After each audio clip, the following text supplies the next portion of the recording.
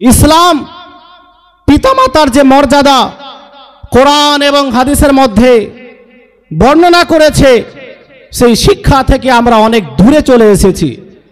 বর্তমান সমাজে পিতামাতার অবস্থা কি সেটা আপনারা সকলেই ভালোভাবে জানেন। আজ একজন পিতা 4 থেকে 5 জন, 6 থেকে 7 জন, 8 থেকে 10 জন, 12-13 জন পর্যন্ত সন্তান মানুষ করতে পারে। তাদেরকে সুশিক্ষা দিয়ে মানুষের মতো মানুষ করে তোলে। কিন্তু আফসোস হয় তখন যখন 6 জন ছেলে থাকার পরেও, 5 জন ছেলে থাকার পরেও একজন পিতামাতার দায়িত্ব নিতে পারে না। এক ভাই বলে পিতার দায়িত্ব অমুক ভাই নেবে, একজন বলে যে আমি পিতার দায়িত্ব নিতে পারবো না, আমার ছোট ভাই নেবে, ছোট ভাই বলে মেজো ভাই নেবে, মেজো ভাই বলে যে বড় ভাই নেবে। আফসোসের বিষয়, যেই পিতা এটা ভেবে রেখেছিল যে আমার বয়স শেষ, আমি অনেক পরিশ্রম করেছি নিজের সন্তানদের জন্য, তাদের আমি সুশিক্ষা শিক্ষিত করেছি, তাদের কাজে লাগিয়েছি, তাদের মানুষের মতো মানুষ করে তুলেছি, আমি যতটা পেরেছি তাদের জন্য পরিশ্রম করেছি, মাথার ঘাম পায়ে ফেলে তাদের জন্য আমি সংসার চালিয়েছি। কিন্তু আজ যেই সময় আমার বাড়িতে বসে থাকার ছিল, এমন সময় আমাকে কাজ করতে হচ্ছে। কত এরকম মুসলিম বাবাজি আছে যাদের বয়স নেই কাজ করার, কিন্তু তারা বাধ্য কাজ করতে, এই জন্য যে 5 থেকে 6 জন ছেলে থাকার পরেও নিজের পিতামাতার দায়িত্ব নিতে পারে না, তাদের খরচ বহন করতে পারে না। এই দিকে নিজের স্ত্রীর শত শত খরচ, নিজের ছেলে মেয়ের শত শত খরচ তারা কোন রকমের অসুবিধা ছাড়াই বহন করে, কিন্তু পিতামাতার খরচ তাদেরকে অনেক বেশি লাগে। মুসলিম ভাই, আমরা মুসলমান, আমরা কোনোদিন ভাবলাম না যে ইসলাম পিতামাতার সম্পর্কে কি বলেছে, আমাদের নবী পিতামাতার মর্যাদা সম্পর্কে হাদিসের মধ্যে কি বলেছেন, পিতামাতার দায়িত্ব আমাদের উপরে কতটা আছে, পিতামাতা যদি আমাদের উপরে অসন্তুষ্ট হয়ে যায় তো আমাদের হাসর কি হবে, এই সম্পর্কে আমরা কোনোদিন চিন্তা করিনি। আমি আপনাদের বলি, বর্তমান সময়ে কি হচ্ছে না, অনেক ভিডিও আপনারা দেখেছেন, পিতার উপরে হাত পর্যন্ত উঠিয়ে দেয়, পিতাকে মারে পর্যন্ত মায়ের উপরে হাত উঠিয়ে দেয় সন্তান। হে মুসলমান, আমরা কেমন মুসলমান যে ইসলামের শিক্ষা ভুলে গেছি? আমি আপনাকে বলতে চাই, পিতার উপরে হাত উত্তোলন করা তো অনেক বড় কথা, পিতাকে গালাগাল করা তো অনেক বড় কথা। যেই কোরআনকে আপনি মানেন বলে দাবি করেন, সেই কোরআনের মধ্যে আল্লাহ পাক বলেছেন যে তোমরা তোমাদের পিতামাতাকে উফ পর্যন্ত বলিও না। তোমার পিতা যদি তোমাকে কোনো নির্দেশ দেয়, তোমার মা যদি তোমাকে কোনো আদেশ দেয় তো মানবো না তো দূরের কথা, যদি শরীয়ত সম্মত সেই আদেশ হয় তো বিরক্ত হয়ে উফ পর্যন্ত বলিও না। যেই কোরআন আমাদেরকে বলছে যে নিজের পিতামাতাকে উফ পর্যন্ত বলিও না, সেই জায়গাতে আমরা পিতাকে গালি দিই, মাকে গালি দিই, তাদের উপরে হাত পর্যন্ত উত্তোলন করি। আমি বলতে চাই যে আমরা কেমনভাবে কোরআনের উপরে আমল করছি। যে কোরআনের উপরে আমল করার দায়িত্ব আমাদের ছিল, আমরা তার উপরে কোথায় আমল করছি? মুসলমান ভাই, আমাদের দায়িত্ব হবে নিজের পিতামাতার সেবা যত্ন করা, নিজের পিতামাতাকে সন্তুষ্ট রাখা। আপনাদের সামনে খুবই দ্রুতভাবে কয়েকটি হাদিস আমি রাখছি যে পিতামাতার মর্যাদা নবী আলাইহিস সালাতু ওয়াস সালাম ইসলামের মধ্যে কতটা বর্ণনা করেছেন। বুখারী শরীফ আসাহুল কুতুবি বাদা কিতাবিল্লাহ, কোরআনের পরে যেই কিতাবের মর্যাদা, সেই বুখারীর মধ্যে একজন সাহাবী নবী সাল্লাল্লাহু আলাইহি ওয়াসাল্লামকে জিজ্ঞেস করলেন, মান আহাক্কুন নাসি বিহুসনি সাহাবাতি, হে আল্লাহর রাসূল, ইয়া রাসূলুল্লাহ, কোন ব্যক্তি সবচেয়ে বেশি সম্মানের অধিকারী, কার সঙ্গে সবচেয়ে বেশি সম্মানের সাথে কথা বলতে হবে, কার সঙ্গে বেশি সুন্দর ব্যবহার করতে হবে? নবী সাল্লাল্লাহু আলাইহি ওয়াসাল্লাম বললেন যে তোমার মায়ের সঙ্গে। বলেন সুবহানাল্লাহ। সুবহানাল্লাহ। নারে তাকবীর, নারে তাকবীর, নারে রিসালাত, নারে রিসালাত। উলামায়ে আহলে সুন্নাত, উলামায়ে আহলে সুন্নাত, নারে তাকবীর, নারে রিসালাত। তারপরে পুনরায় ওই সাহাবী জিজ্ঞেস করলেন, সুম্মা মান, ইয়া রাসূলুল্লাহ, সর্বপ্রথম সবচেয়ে বেশি সম্মানের অধিকারী, সবচেয়ে সুন্দর ব্যবহার মায়ের সঙ্গে করতে হবে। তারপরে কার সঙ্গে? নবী পাক পুনরায় বললেন তোমার মায়ের সঙ্গে। পুনরায় ওই সাহাবী জিজ্ঞেস করলেন সুম্মা মান, ইয়া রাসূলুল্লাহ তারপরে কার সঙ্গে সবচেয়ে বেশি সুন্দর ব্যবহার করব? নবী পাক তারপরে পুনরায় আবার বললেন যে তোমার মায়ের সঙ্গে। তারপরে চতুর্থবার যখন নবী পাককে ওই সাহাবী জিজ্ঞেস করলেন তারপরে সবচেয়ে কার সঙ্গে সুন্দর ব্যবহার করব, তারপরে বললেন তোমার পিতার সঙ্গে। বলেন সুবহানাল্লাহ। সুবহানাল্লাহ। মায়ের সম্মান এতটা যে পরপর তিনবার নবী পাক মায়ের কথা বললেন যে সবচেয়ে বেশি সম্মানের অধিকার হলো তোমার মা, তোমার মায়ের সঙ্গে বেশি সুন্দর ব্যবহার তোমাকে করতে হবে, তারপরে তোমার পিতার সঙ্গে, তারপরে আপনার কি বলে বিভিন্ন মুসলমান যে যেই সম্মানের অধিকারী তাদের সঙ্গে। আমি বলতে চাই যে নবী আলাইহিস সালাতু ওয়াস সালামকে যখন জিজ্ঞেস করা হলো বিশ্বের মধ্যে মুসলমানদের মধ্যে সবচেয়ে বেশি সম্মান কার করব, তো নবী আলাইহিস সালাম বলছেন যে মায়ের সঙ্গে। কিন্তু আজ আমাদের অবস্থা কি? আমরা সকলেই অবগত। মনে রাখবেন, পুরুষের ওপরে সবচেয়ে বেশি হক আছে তার মায়ের, স্ত্রীর থেকে বেশি হক আছে তার মায়ের। আর একজন স্ত্রীর ওপরে সবচেয়ে বেশি হক রয়েছে তার স্বামীর। তার পিতার থেকে বেশি, মায়ের থেকে বেশি স্বামীর মর্যাদা মহিলার ওপরে, আর পুরুষের ওপরে সবচেয়ে বেশি হক আছে তার মায়ের।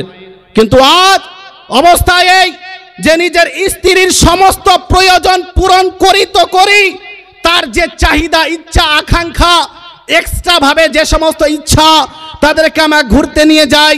একটা শাড়ি দরকার হলে দুইটা ক্রয় করে দিই, এক ভরি সোনা থাকলে আরো 2 ভরি ক্রয় করে দিই। পিতা মাতার অবস্থা দেখুন যে এখানে স্ত্রীর সমস্ত ইচ্ছা আমরা পূরণ করি, প্রয়োজন তো করি, ইচ্ছা পর্যন্ত পূরণ করি, শখ আমরা পূরণ করি, কিন্তু পিতা মাতার যে প্রয়োজন সেই প্রয়োজনটুকু আমরা পূরণ করি না। পিতা মাতার যেটা প্রয়োজন, ইচ্ছা তো দূরের কথা, তাদের আকাঙ্ক্ষা, তাদের চাহিদা তো আলাদা, তাদের যেটা প্রয়োজন, বর্তমান সময়ে অধিকাংশ মুসলমান নিজের পিতা মাতার প্রয়োজন পর্যন্ত পূরণ করতে পারে না। এই আমাদের মুসলমানদের অবস্থা। নবী সাল্লাল্লাহু আলাইহি ওয়াসাল্লাম ওই সমস্ত হতভাগা মুসলমানদের জন্য বদদুয়া পর্যন্ত করেছেন যারা নিজের পিতামাতাকে সন্তুষ্ট করতে পারে না। পিতামাতাকে পাওয়ার পরেও নিজের পিতামাতাকে রাজি করতে পারে না। এই রকমের হতভাগা মুসলমানদের জন্য নবী আলাইহিস সালাম বদদুয়া পর্যন্ত করেছেন। আপনি মুসলিম শরীফ উঠান, কিতাবুল বিরর ওয়াসিলা ওয়াল আদাব, হাদিস নম্বর 9 এর মধ্যে একটি হাদিস বর্ণিত হয়েছে। নবী আলাইহিস সালাতু ওয়াস সালাম বলেন, রগিমা আনফুহু, রগিমা আনফুহু, রগিমা আনফুহু, ওই ব্যক্তি লজ্জিত হোক, ওই ব্যক্তি লজ্জিত হোক, ওই ব্যক্তি লজ্জিত হোক। কিলা মান ইয়া রাসূলুল্লাহ, নবী আলাইহিস সালামকে জিজ্ঞেস করা হলো, ইয়া রাসূলুল্লাহ আপনি কার জন্য এই দোয়া করছেন যে লজ্জিত হোক? নবী সাল্লাল্লাহু আলাইহি ওয়াসাল্লাম বললেন, মান আদরাকা ওয়ালিদাইহি ইনদাল কিবারি আহাদাহুমা আও কিলাহুমা সুম্মা লাম ইয়াদখুলিল জান্নাহ।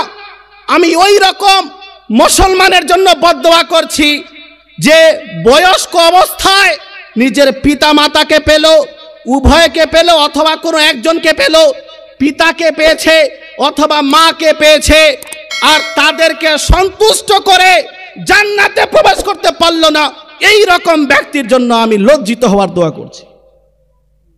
নবী সাল্লাল্লাহু আলাইহি ওয়াসাল্লাম যার জন্য এই লজ্জিত হওয়ার দোয়া করে দেবেন, কে আছে যার দুয়ার বরকতে সে সম্মান পেতে পারে?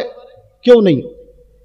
আজ আমাদের যদি বেহাল দশা হয়ে থাকে, আমরা যদি সমাজে লজ্জিত হয়ে থাকি, তো আমাদের চিন্তা করা উচিত এর পেছনে কোথাও না কোথাও এটা তো নয় যে আমাদের পিতামাতা আমাদের উপরে অসন্তুষ্ট হয়ে আছে, আমাদের পিতামাতা আমাদের উপরে নারাজ হয়ে আছে। যদি এরকম অবস্থা হয় তো আমরা সবচেয়ে হতভাগা। আমাদের কর্তব্য নিজের পিতামাতাকে রাজি করা। নবী সাল্লাল্লাহু আলাইহি ওয়াসাল্লাম আর একটি হাদিসের মধ্যে বললেন, রিদার রাব্বি ফি রিদাল ওয়ালিদ ওয়া সাখাতুর রাব্বি ফি সাখাতিল ওয়ালিদ। নবী আলাইহিস সালাম বললেন, যে পিতা মাতার সন্তুষ্টিতেই আল্লাহ পাকের সন্তুষ্টি। আজ আল্লাহকে সন্তুষ্ট করার জন্য আপনি নামাজ আদায় করেন, আল্লাহকে সন্তুষ্ট করার জন্য আপনি রোজা রাখেন, আল্লাহকে সন্তুষ্ট করার জন্য আপনি হজ করেন, আল্লাহকে সন্তুষ্ট করার জন্য আপনি যাকাত প্রদান করেন। কিন্তু শোনেন, এই সমস্ত আমল করার পরেও যদি নিজের পিতা মাতাকে রাজি না করেন তো আল্লাহ পাক আপনার ইবাদত পর্যন্ত নিজের দরবারে কবুল করবেন না। পিতা মাতাকে অসন্তুষ্ট করার কারণে আল্লাহ পাক ইবাদত পর্যন্ত মুখে ছুঁড়ে মেরে দেন। নবী আলাইহিস সালাম বললেন যে আল্লাহ পাককে যদি সন্তুষ্ট করতে চাও প্রকৃতপক্ষে তো নিজের পিতামাতাকে সন্তুষ্ট করো, আর পিতামাতাকে যদি সন্তুষ্ট না করতে পারো, পিতামাতা যদি নারাজ হয়ে যায় তো আল্লাহ পাক নারাজ হয়ে যাবে, আল্লাহ পাক নারাজ হয়ে যাবে। তো আমাদের অবস্থা কি? যদি হজ করে নিয়েছি, যদিও নামাজি, কিন্তু পিতামাতার সঙ্গে যদি বিচ্ছেদ হয়ে গেছে, আমাদের সম্পর্ক নেই, তো আমাদের কি অবস্থা হবে হাসরের দিন? এটা আমাদের ভাবা উচিত। নবী আলাইহিস সালাম বললেন, পিতামাতা এমন জিনিস, হুমা জান্নাতুকা ওয়া নারুকা, তোমাদের পিতামাতাই তোমাদের জন্য জান্নাত আর তোমাদের পিতামাতাই তোমাদের জন্য জাহান্নাম। পিতামাতাকে যদি সন্তুষ্ট করতে পারো, তাদেরকে রাজি করতে পারো, তো পিতামাতাই তোমাদের জন্য জান্নাত হয়ে দাঁড়াবে। আর পিতামাতাকে যদি অসন্তুষ্ট করে ফেলো তো এই পিতামাতাকে অসন্তুষ্ট করার কারণে তোমাদেরকে জাহান্নামের আগুনের মধ্যে জ্বলতে হবে। মুসলমান, আমাদের চেষ্টা করতে হবে, শুধু চেষ্টা না, এটা অনিবার্য আমাদের উপরে যে নিজের পিতা মাতার সেবা যত্ন করা, তাদের যে দায়িত্ব সেটা পূর্ণ করা। একবার দুরূদ পাঠ করুন, তারপর এগিয়ে যাব একটু। আল্লাহুম্মা সাল্লি আলা সাইয়্যিদিনা মাওলানা মুহাম্মদ ওয়া আলা আলি সাইয়্যিদিনা ওয়া আলা আলে সাইয়্যিদিনা মাওলানা মুহাম্মদ সাল্লাল্লাহু তাআলা আলাইহি ওয়াসাল্লাম। যারা সাহাবী, তাদের ব্যাপারে আপনারা হয়তো শুনেছেন যে তারা হলেন নিশ্চিত রূপে জান্নাতি। বলেন সুবহানাল্লাহ। যত সাহাবী আছে তাদের সঙ্গে আল্লাহ পাক কোরআনের মধ্যে ওয়াদা করে নিয়েছেন যে আল্লাহ পাক তাদেরকে জান্নাত দান করবেন। নবী আলাইহিস সালাম বলেন, লা তামুসুন নারু মুসলিমান রানী আও রামার রানী, যে ওই মুসলমানকে দোজখের আগুন স্পর্শ করতে পারবে না যে আমাকে দেখেছে অথবা আমার দর্শনকারীকে দেখেছে। মানে নবী পাককে যদি কেউ দেখে নেয় মুসলমান অবস্থায়, তাকেও দোজখের আগুন স্পর্শ করবে না। আর নবী পাককে যে দর্শন করেছে তাকেও যদি কেউ দেখে নেয়, অর্থাৎ সাহাবীকে যদি কেউ সাহাবীকে দেখে নেয়, তো নবী পাক বলছেন তাকেও দোজখের আগুন স্পর্শ করতে পারবে না। সুবহানাল্লাহ। তো কার ইচ্ছা নেই যে আমরা নবী পাকের দিদার করি? নবী পাকের যুগে যত মুসলমান ছিল সকলের ইচ্ছা যে আমরা নবী আলাইহিস সালাতু ওয়াস সালামের জন্য দিদার করতে পারি, দর্শন করতে পারি, সাহাবী হওয়ার সৌভাগ্য অর্জন করতে পারি। ওই যুগে একজন ব্যক্তি ছিল যার নাম হলো ওয়াইস কারনী। আপনারা তার ঘটনা শুনেছেন, কিন্তু একটি ঘটনা আপনাদের শোনাই। হযরত ওয়াইস কারনী রাদিয়াল্লাহু তাআলা আনহু নবী পাকের যুগেই ছিলেন। ইয়ামানে কারন নামক একটি জায়গাতে তার বাড়ি। উনি নবী আলাইহিস সালাতু ওয়াস সালামের যুগে, কিন্তু উনি নবী পাক সাল্লাল্লাহু আলাইহি ওয়াসাল্লামের সঙ্গে দর্শন করার সৌভাগ্য অর্জন করতে পারেননি সরাসরি। হযরত ওয়াইস কারনী ওনার ইচ্ছা যে আমার যুগেই যেহেতু নবী আলাইহিস সালাম আছেন, তো আমি নবী পাকের দরবারে যাব এবং নবী পাকের দর্শন লাভ করব। কিন্তু ওনার বাড়িতে ওনার বয়স্ক মা রয়েছে। হযরত ওয়াইস কারনী নিজের মায়ের সেবা যত্ন করতে ব্যস্ত। উনি যখনই যাওয়ার ইচ্ছা করছেন নবী পাকের দরবারে, নবী পাকের দিদার করার জন্য, উনার মা ক্রন্দন করতে আরম্ভ করছেন যে আমার সন্তান, তুমি যদি আমাকে ছেড়ে চলে যাও তো আমি যে বয়স্ক অবস্থায় আছি আমার সেবা যত্ন কে করবে, আমার দেখাশোনা কে করবে? যদি তুমি নবীর দরবারে যাও তো আমার দায়িত্ব কে গ্রহণ করবে? কয়েকবার যাওয়ার প্রস্তুতি নেওয়ার পরেও হযরত ওয়াইস কারনী সফর পরিত্যাগ করেছেন শুধুমাত্র নিজের মায়ের সেবা যত্নের কারণে। এই যে নিজের মায়ের সেবা যত্নে সে লিপ্ত, এমতো অবস্থায় নবী আলাইহিস সালাতু ওয়াস সালাম দুনিয়া ছেড়ে বিদায় নিলেন। কি অবস্থা হবে ওই আশিক রাসূলের? যে আশিক রাসূল সব সময় ভাবতো যে আমি নবী পাকের দিদার করব, নবী পাকের দর্শন লাভ করব। মনের মধ্যে ইচ্ছা যে আমি নবী পাকের দরবারে কখন যাব, মায়ের কারণে যেতে পারছে না। নবী পাক দুনিয়া ছেড়ে বিদায় নিলেন, এই খবর শুনে কত কষ্ট পেয়েছেন ওই মহান ব্যক্তি, কিন্তু কিছু করার নেই।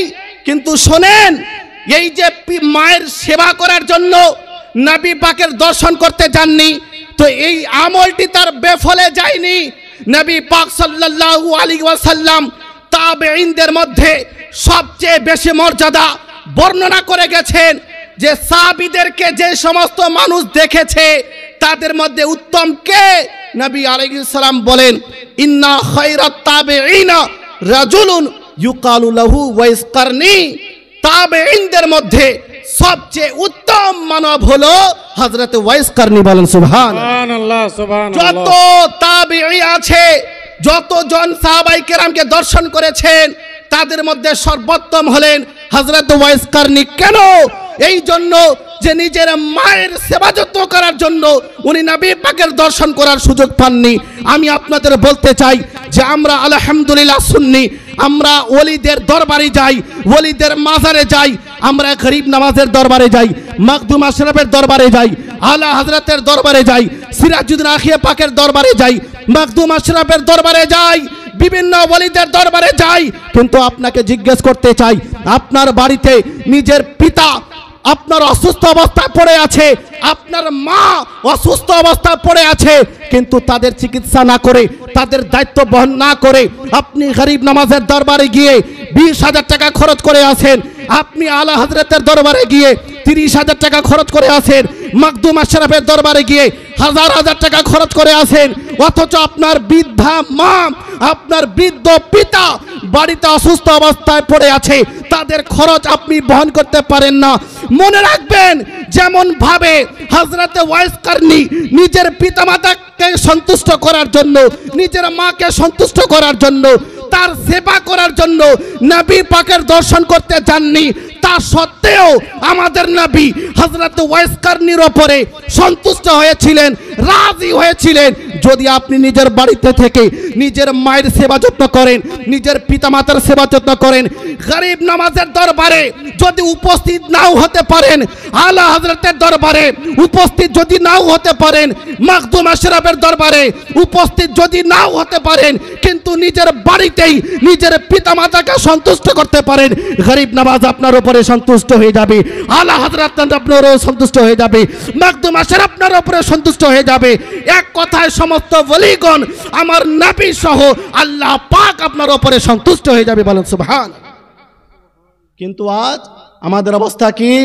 যে আমরা যেটা আসল দায়িত্ব, সেই দায়িত্ব পূরণ করছি না, অথচ আমরা বিভিন্ন জায়গাতে মাজারে পীরের পিছনে হাজার হাজার টাকা খরচ করি, আর নিজের মায়ের যে প্রয়োজন সেটা পূরণ করি না। এটা হলো আফসোসের বিষয়।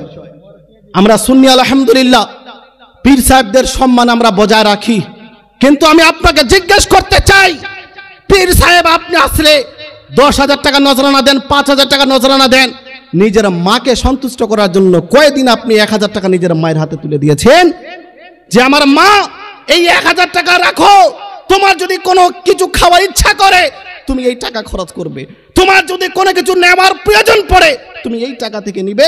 আমরা কয়জন এ কথা বলতে পারবো? মুসলমান ভাই, পিতা মাতার সেবা যত্ন করা, তাদের প্রয়োজন পূরণ করা, যখন তারা কাজ করতে পারবে না, এটা আমাদের উপরে ফরজ। ফরজ এটা, যেমন নামাজ আপনার উপরে ফরজ, পরিত্যাগ করলে গুনাহগার হবেন, তদ্রূপ ভাবে বয়স্ক অবস্থায় পিতামাতার সেবা যত্ন যদি না করেন, পিতামাতার যে দায়িত্ব সেটা যদি বহন না করেন, তো আপনি চরম পর্যায়ের গুনাহগার হবেন।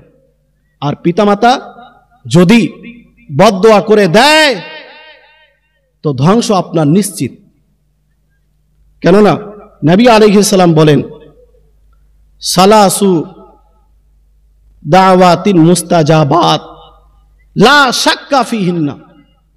3 ধরনের দোয়া এমন আছে যে সেটা নিশ্চিত রূপে পূর্ণ হয়, আল্লাহ পাক কবুল করেন। দাওয়াতুল মাজলুম, অত্যাচারিত ব্যক্তি যার উপরে জুলুম করা হয়েছে, মাজলুম ব্যক্তি, অন্যায় অত্যাচার করেছেন কারো উপরে, এই রকম ব্যক্তি যদি আপনার জন্য বদদোয়া করে দেয় আপনার ধ্বংস নিশ্চিত। দাওয়াতুল মুসাফির, মুসাফির যে ব্যক্তি যদি সে দোয়া করে দেয় তার দোয়া কবুল হয়ে যায়। ওয়া দাওয়াতুল ওয়ালিদি আলা ওয়ালাদিহি, আর পিতা যদি সন্তানের জন্য কোনো দোয়া করে ওই দোয়া নিশ্চিত রূপে কবুল হয়। আজ যদি পিতা আপনার উপরে অসন্তুষ্ট হয়ে থাকে, মা যদি অসন্তুষ্ট হয়ে থাকে, আর আল্লাহ না করুক যদি তারা বদদোয়া করে দেয়, তাহলে আমাদের কি অবস্থা হবে? আমাদের দুনিয়াও বেকার আর হাসরও বেকার। এজন্য আমি বলবো যে যাদের পিতামাতা আছে আমাদের সকলের দায়িত্ব যে আমরা পিতামাতাকে রাজি করে আল্লাহ পাককে রাজি করি, কেননা এরাই আমাদের জন্য জান্নাত আর এরাই আমাদের জন্য জাহান্নাম। মুসলমান, মায়ের সেবা এটা কত গুরুত্বপূর্ণ জিনিস দেখুন। মুস্তাদরাক লিল হাকিমের মধ্যে একটি হাদিস বর্ণিত হয়েছে, নবী সাল্লাল্লাহু আলাইহি ওয়াসাল্লামের দরবারে একজন সাহাবী উপস্থিত হলেন এবং বললেন, কাদ জিতু আস্তাশিরুকা, ইয়া রাসূলুল্লাহ, আমি এসেছি আপনার দরবারে পরামর্শ নেওয়ার জন্য আপনার কাছ থেকে। কিসের পরামর্শ? উনি বললেন যে আরাদতু আন আকজুয়া, আমি ইচ্ছা করেছি যে আমি যুদ্ধে যাব, আর ইসলামের বিরুদ্ধে যারা অপপ্রচার করছে, ইসলামের উপরে যারা হামলা করছে, আমি তাদের সঙ্গে যুদ্ধ করব। ইয়া রাসূলুল্লাহ, আপনার দরবারে এসেছি পরামর্শ নেওয়ার জন্য, আপনি আমাকে যুদ্ধে যেতে বলছেন কিনা, অনুমতি দিচ্ছেন কিনা? নবী আলাইহিস সালাম তাকে একটি প্রশ্ন করলেন, হাল লাকা মিন উম্মিন, তোমার মা কি জীবিত আছে? যুদ্ধে তো যেতে চাইছো ইসলামের পতাকা উত্তোলন করার জন্য, কিন্তু শোনো, তোমার মা কি জীবিত আছে? ওই সাহাবী বললেন, নাম, হ্যাঁ ইয়া রাসূলুল্লাহ, আমার মা তো জীবিত আছে, দুনিয়া ছেড়ে যায়নি। নবী আলাইহিস সালাম কি জবাব দিলেন শুনুন।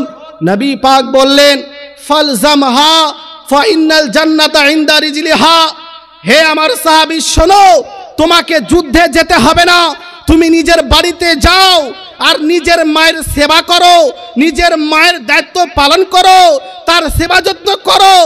আল্লাহ পাক তোমার মায়ের পদতলেই তোমার জান্নাত রেখেছেন, বলেন সুবহানাল্লাহ। তুমি যে মনে করছো আমি যুদ্ধে যাব, যদি আমি শহীদ হয়ে যাই তো আমি জান্নাতে যাব, শুধু জান্নাতে যাওয়ার রাস্তা এটাই না, বরং তোমার বাড়িতে যদি তোমার মা থাকে, তোমার বাবা থাকে, আর তোমার পিতাকে, তোমার মাকে তুমি সন্তুষ্ট করতে পারো, তো এই সন্তুষ্ট করার কারণে তুমি জান্নাতে যাবে, বলেন সুবহানাল্লাহ। তো এজন্য আমাদের দায়িত্ব যে আমরা যেন পিতামাতার যে দায়িত্ব সেটা আমরা পালন করি, পিতামাতাকে সন্তুষ্ট করি। আজ খুবই আফসোস লাগে, আমি তো এক জায়গাতে গেলাম জলসা করতে, সেখানে পার্সোনালি এসে আমাকে বলছেন যে হুজুর আমার একটাই ছেলে, আর কিছুদিন হয়েছে বিয়ে হওয়ার, আমার স্ত্রী মারা গেছে, অথচ আমাকে আমার ছেলে আলাদা করে রেখেছে। বয়স্ক মানুষ প্রায় 55 থেকে 60 বছর, আমি যেটা দেখলাম, যে আমাকে একাই রান্না করতে হয়, কোনো সময় রান্না করি, কোনো সময় করি না। আমার বাড়িতেই আমার ছেলে আছে, আমার বৌমা আছে, কিন্তু আমাকে খাওয়ার জন্য কোনো সময় বলে না, আমাকে কোনো সময় বাবা বলে ডাকও দেয় না। আমি বলতে চাই, এই রকম সন্তান যতই বড় হাজি হোক না কেন, যতই বড় গাজী হোক না কেন, যতই বড় নামাজি হোক না কেন, আল্লাহ পাক তার উপরে কোনোদিন সন্তুষ্ট হবেন না। পিতামাতার অসন্তুষ্টি এটা মামুলি জিনিস মনে করিও না, ধ্বংস করে দেয় মানুষকে, যেটা নবী আলাইহিস সালামকে বলে, নবী আলাইহিস সালাম বলেছেন। ওটাই আমি বলছিলাম যে 5-6 জন ছেলেকে একজন বাবা মানুষ করতে পারে, কিন্তু 5-6 জন ছেলে মিলে একজন পিতা একজন মাতাকে মানুষ করতে পারে না, তাদের দায়িত্ব নিতে পারে না। বলার উদ্দেশ্য যে আমরা মুসলমান, আমাদের উপরে কিছু দায়িত্ব আছে, কিছু হক আছে, সবচেয়ে বেশি হক পিতামাতার। তারা যখন কাজ করতে পারবে না, তাদের অসুবিধা হবে, সন্তানের উপরে এটা ফরজ যে তারা যেন পিতামাতার সেবা যত্ন করে। একবার দুরূদ পাঠ করেন, আল্লাহুম্মা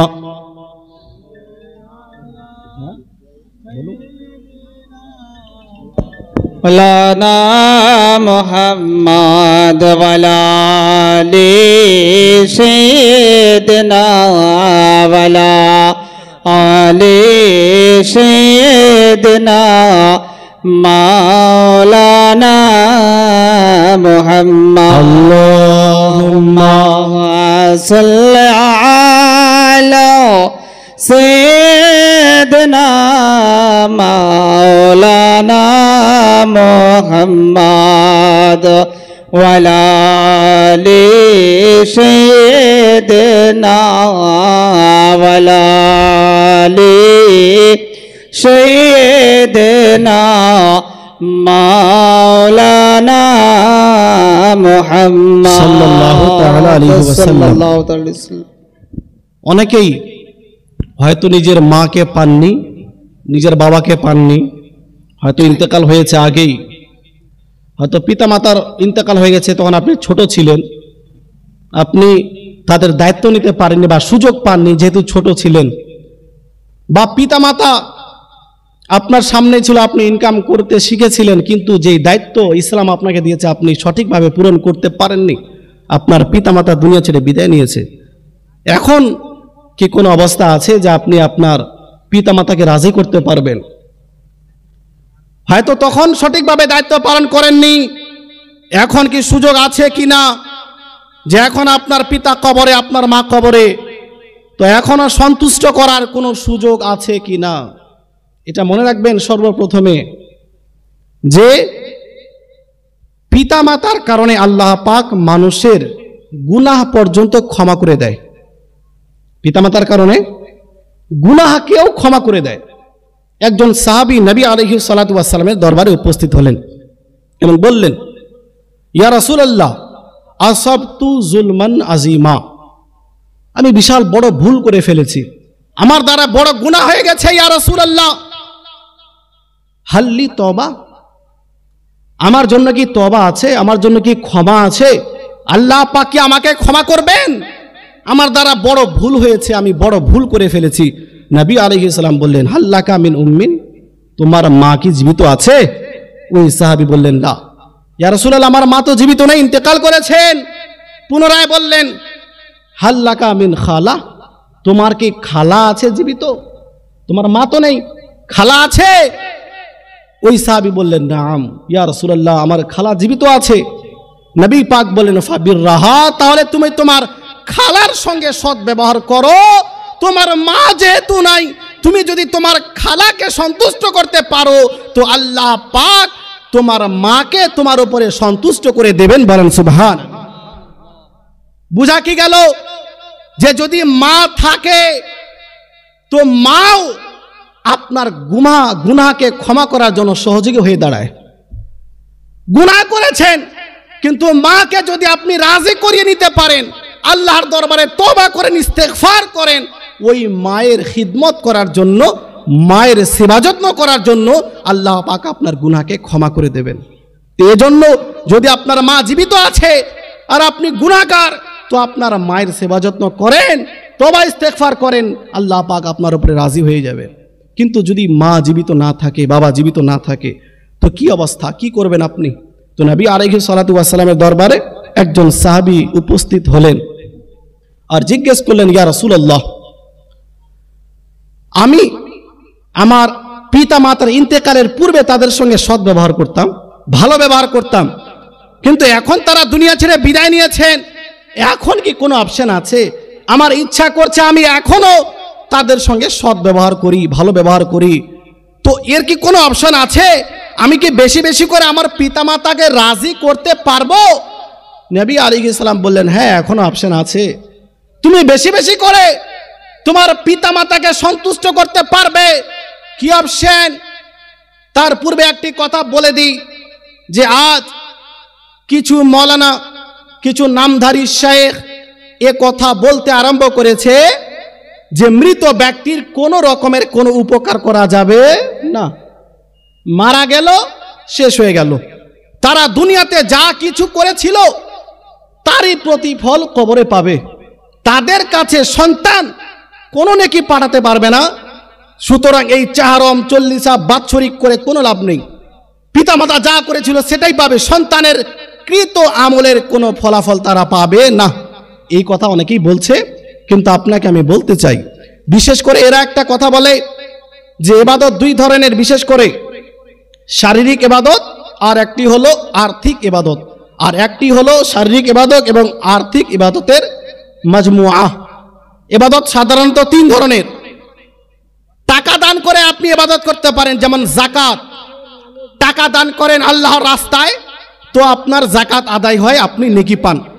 আর একটা হলো শারীরিক ইবাদত, যেমন আপনি নামাজ আদায় করেন, রোজা রাখেন, এটা হলো শারীরিক ইবাদত। আর একটি ইবাদত আছে যেই ইবাদতের মধ্যে শারীরিক ইবাদত পাওয়া যায় আর আর্থিক ইবাদতও পাওয়া যায়, যেমন হজ। হজে টাকাও মানুষের খরচ হয় আর ওখানে কিছু শারীরিক ইবাদত, যেমন তাওয়াফ, সাফা মারওয়াতে চক্কর লাগানো ইত্যাদি। তো এটা হলো এমন একটি ইবাদত যার মধ্যে আর্থিক ইবাদতও আছে আর শারীরিক ইবাদতও আছে। আজ কিছু লোক বলছে যে আর্থিক ইবাদতের মাধ্যমে মৃত ব্যক্তির উপকার তো করা যাবে, কিন্তু শারীরিক ইবাদতের মাধ্যমে কোনো উপকার করা যাবে না। অর্থাৎ যদি কেউ চায় যে আমি নামাজ পড়বো আর ওই নামাজের নেকি আমার পিতা মাতার কাছে পাঠাবো, তো কোনো লাভ নেই, এই সওয়াব পৌঁছাবে না। যদি কেউ রোজা রাখে আর ওই সওয়াব পিতা মাতার কাছে পাঠাতে চায়, তো পৌঁছাবে না। অথচ এটা স্পষ্টভাবে হাদিস বিরোধী কথা। যেমন ভাবে আর্থিক ইবাদতের মাধ্যমে, অর্থাৎ টাকা দান করে পিতা মাতার কাছে নেকি পাঠাতে পারেন, তদ্রূপ ভাবে শারীরিক ইবাদতের মাধ্যমেও পিতা মাতার কাছে নেকি পাঠাতে পারেন। বলেন সুবহানাল্লাহ। শারীরিক ইবাদতের মাধ্যমেও, মানে নামাজ রোজার মাধ্যমেও পিতা মাতার কাছে